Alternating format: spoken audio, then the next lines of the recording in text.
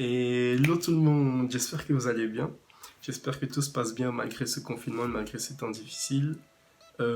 Donc, j'allais dire on se retrouve, mais on se retrouve pas parce que c'est la première vidéo, donc on se rencontre. Et comme vous avez pu le voir dans le titre, en fait, je vais parler de ma rencontre avec Christ. Comment j'ai rencontré Christ, mon témoignage et comment Jésus a changé ma vie de 2015 jusqu'à maintenant. Je vais vous parler un peu de moi, je vais me présenter. Donc tout d'abord, je m'appelle Geoffrey, j'ai 20 ans, je vis en Belgique et en fait, je suis toujours étudiant, donc c'est ça.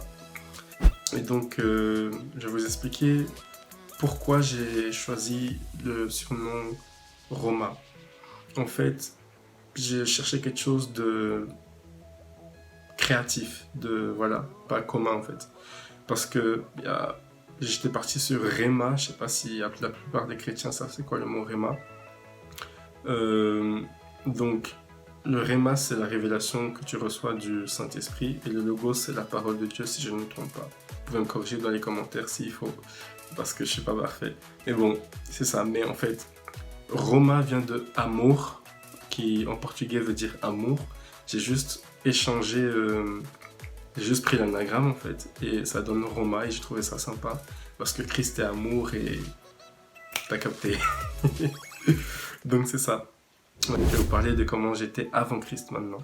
Donc, en fait, il faut savoir que je viens d'une famille chrétienne catholique. Donc j'ai grandi dans un environnement où j'entendais parler de Dieu, j'entendais parler de Jésus, etc. Mais je n'avais jamais eu de rencontre personnelle avec lui. J'ai fait ma confirmation, j'ai été baptisé bébé, j'ai fait en fait tout ce qu'il faut faire, la catéchèse, tout ça. Jusqu'à mes 10 ans, 11 ans, j'allais à l'église avec mes parents chaque dimanche. Mais vous savez, quand on y va, on ne comprend pas le pourquoi du comment. On y va seulement parce que c'est la tradition et parce qu'on suit les parents. Donc je suis allé, et vers mes 10 ans, 11 ans, j'ai commencé à arrêter d'y aller. Et j'ai connu un peu le monde jusqu'à mes 16 ans. Donc, faut savoir qu'avant, j'étais quelqu'un qui volait dans les magasins. J'étais quelqu'un qui volait beaucoup. Je pouvais, en fait, je pouvais aller dans les carrefours, prendre ce que j'avais besoin pour ma collation de toute la semaine. J'avais déjà une âme d'entrepreneur parce que, en fait, je reprenais, quand je volais ce que je prenais, maintenant, quand je volais plutôt, je revendais à l'école pour me faire un peu plus d'argent. Voilà. Et j'étais quelqu'un de violent aussi, je me battais beaucoup, je me bagarrais beaucoup. J'avais une sorte d'incompréhension, une haine en moi, je sais pas pourquoi, mais bon, en gros, je me battais souvent. C'est parce que j'avais pas l'amour du monde, l'amour du Seigneur dans ma vie. Donc c'est ça. Et j'ai connu la pornographie, etc., comme la plupart des jeunes hommes de cette génération. Et donc, vers l'âge de 16 ans, 15 ans, je sais pas comment ça se fait, je pensais pas forcément à Dieu, mais vers le début de la nouvelle année, j'ai commencé à arrêter certains péchés. Ça s'est arrêté comme ça sans que je force. Mais voilà, j'étais toujours dans le monde, j'étais païen, mais je ne connaissais pas Christ. Et un jour, vous voyez les petites vidéos qui sont ici, là, qui sont les suggestions. Mais voilà, c'est par une de ces vidéos que j'ai été sauvé. C'est pas quelqu'un qui m'a prêché l'évangile. J'avais déjà entendu bien sûr, mais c'est pas quelqu'un qui est venu me le prêcher, que j'ai donné ma vie à Christ, etc. J'ai pas non plus une apparition de Christ ou d'un ange ou quelque chose, mais j'ai vu cette vidéo à côté là en bas et j'ai cliqué dessus. Et le titre de la vidéo c'était Repentez-vous, Jésus revient bientôt. Donc j'ai cliqué, j'ai regardé la vidéo et à la fin de la vidéo j'ai eu peur parce qu'en fait je me suis rendu compte que en regardant cette vidéo que si je mourais le jour même, si je mourais à l'instant T, je savais que je n'allais pas aller au ciel, je savais que j'étais pas sauvé. En regardant cette vidéo, j'ai pris conscience en fait que j'étais pas sauvé, que si Christ revenait, il n'allait pas m'enlever. Donc voilà, le Saint-Esprit avait déjà fait la démarche de commencer à m'aider à arrêter mes péchés sans que je le sache. Et donc quand je suis tombé sur cette vidéo, je me suis premièrement converti par peur, parce que j'avais peur d'aller en enfer, pas parce que j'avais eu une rencontre personnelle, pas parce que le Seigneur m'avait touché, mais par peur. Donc j'ai donné ma vie à Christ, et de là j'ai commencé à le chercher. Dans le sens, je sais que c'est pas nous qui cherchons Christ, mais c'est Christ qui nous cherche en fait.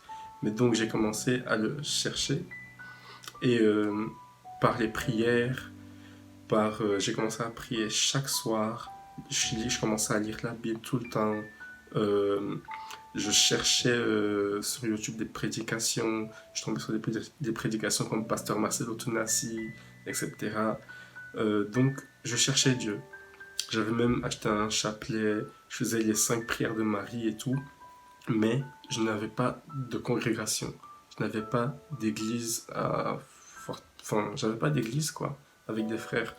Donc, je suis resté quelques mois quand même sans église, et pendant ces quelques mois, c'est le Saint-Esprit lui-même qui m'a enseigné, qui m'a guidé dans les choses que je devais faire ou ne pas faire. Quand je faisais les prières envers Marie, ben, le Saint-Esprit me disait non, c'est juste le Seigneur qu'il faut adorer, etc. Qu'il n'y a qu'un seul médiateur entre les hommes et Dieu, et que c'est seulement Jésus-Christ.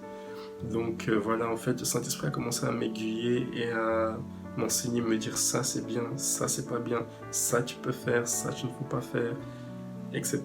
Donc il a commencé à me guider sans que je le sache. Je ne savais pas encore que c'était du Saint-Esprit. Mais voilà, jusqu'au jour où dans ma classe il y avait un jeune homme. Si tu passes par là, tu vas te reconnaître.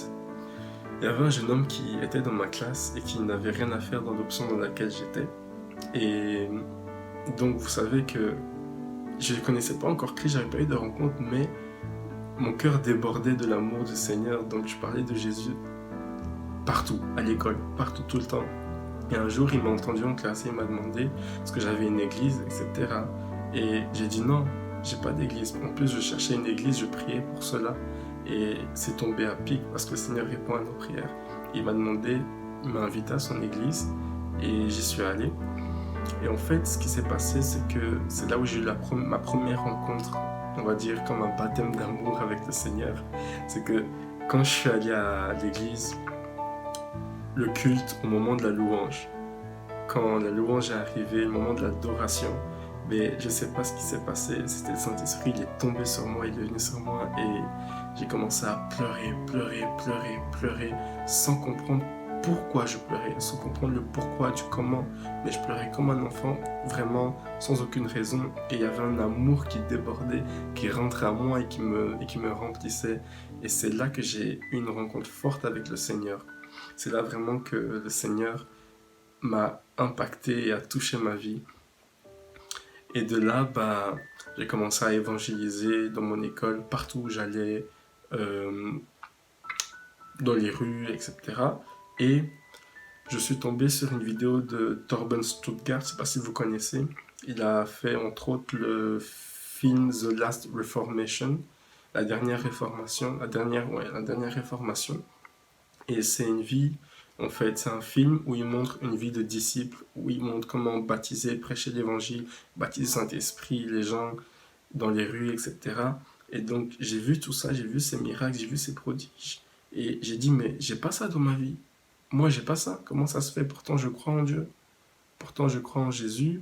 J'ai accepté Jésus comme Seigneur et Sauveur, mais il n'y a pas de pouvoir, il n'y a pas de puissance dans ma vie.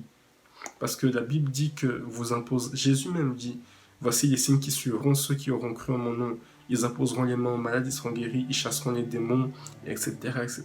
Ils buvront des breuvages mortels et ça leur ne fera, vous avez compris, ça n'aura aucun effet sur moi, sur les chrétiens, sur les enfants de Dieu.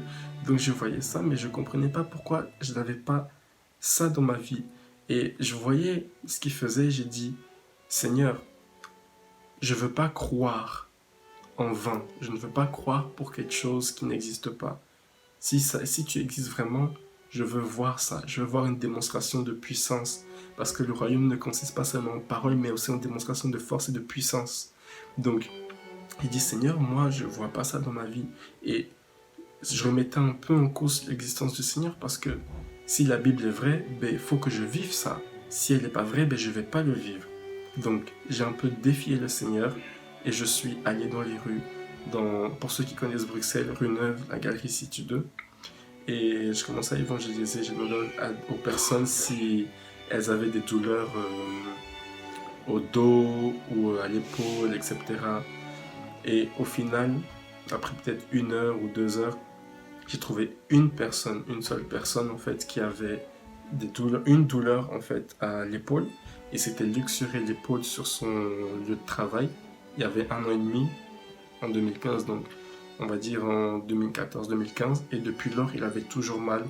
Il n'était pas guéri malgré les opérations. Et c'est la première fois que je faisais cela. Donc j'ai demandé, est-ce que je peux imposer mes mains sur vous et prier? Il a dit oui, il n'y a pas de problème.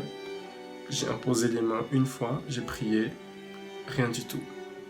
J'ai encore prié une deuxième fois, rien du tout. Mais à la troisième fois, le Saint-Esprit est venu et il a senti une chaleur opérer sur son épaule, une chaleur en fait venir sur son épaule. Mais il n'était toujours pas guéri, il avait mal. Et au bout de la 4e fois, il a été totalement guéri. Et c'est comme ça que j'ai vu que la Bible était vraie. C'est comme ça que en fait, je me suis approprié cette existence et cette foi que Dieu est réel, que Dieu agit toujours, que Jésus n'est pas simplement mort, mais qu'il est aussi ressuscité. Et donc, c'est vraiment comme ça que j'ai pu voir que Jésus est vivant et qu'il revient bientôt alors. Parce que si cette personne était guérie, ça veut dire que la Bible est vraie et ça veut dire que son retour aussi est réel et imminent. Ouais, j'ai continué à évangéliser et à parler de Jésus partout où j'allais. Et donc, voilà, c'est comme ça que j'ai connu le Seigneur. C'est comme ça que le Seigneur a touché ma vie, a transformé ma vie.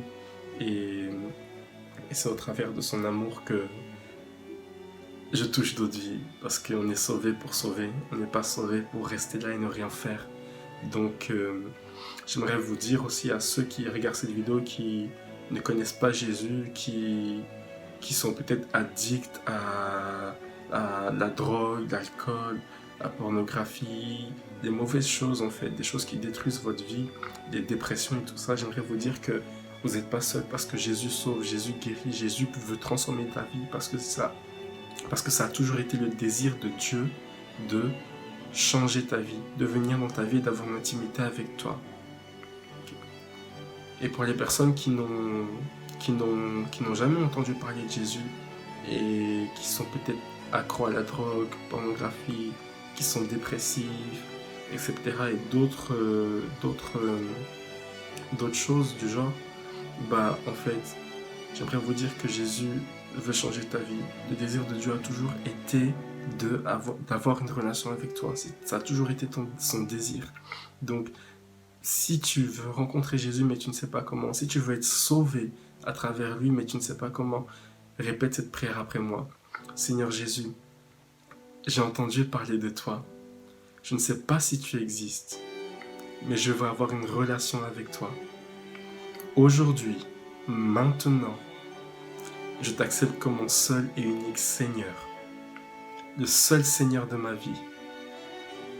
Entre dans ma vie, change ma vie.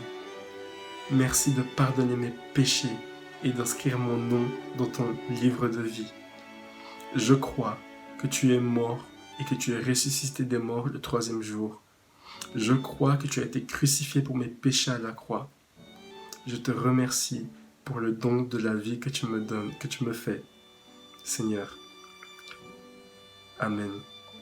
Et à travers cette prière, je prie que toi, je déclare en fait que toi qui as une douleur qui te paraît une infirmité peut-être en regardant cette vidéo pour les malades, je déclare que vous êtes guéris à travers cet écran. Je déclare que la puissance du Saint-Esprit vous touche là où vous êtes maintenant. Et je remercie le Seigneur parce qu'il est bon. Et donc voilà, mon témoignage est fini. Donc maintenant, je vais juste parler un peu de la chaîne YouTube, en quoi elle consiste. Ça va être très rapide. En gros, comme vous avez pu le voir, c'est une chaîne chrétienne destinée au Seigneur Jésus. Et donc voilà, je vais juste partager des évangélisations, des partages bibliques, des cœurs à cœur, des lives et beaucoup d'autres choses. Et c'était tout. Donc merci de m'avoir écouté. Et bon, à la prochaine vidéo.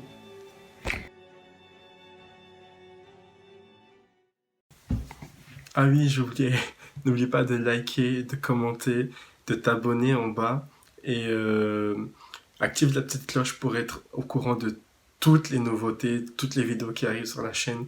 Et n'oublie pas de partager ce témoignage en masse pour la gloire de Jésus. Allez, maintenant vraiment, ciao.